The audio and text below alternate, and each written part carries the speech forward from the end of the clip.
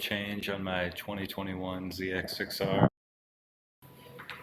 So my first two oil changes were actually with Motul 7100.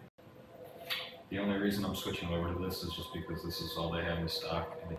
So we're going to give it a shot and see how we like it. OEM Kawasaki Oil Filter.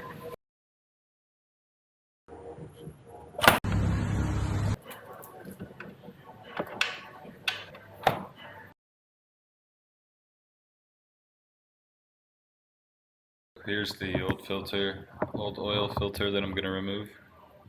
So I'm just going to use some vice grip to get it.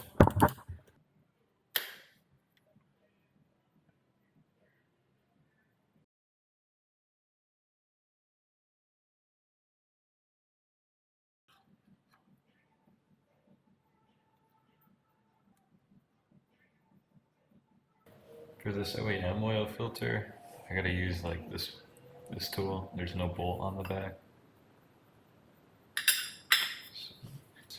But first you're gonna fill it up with oil.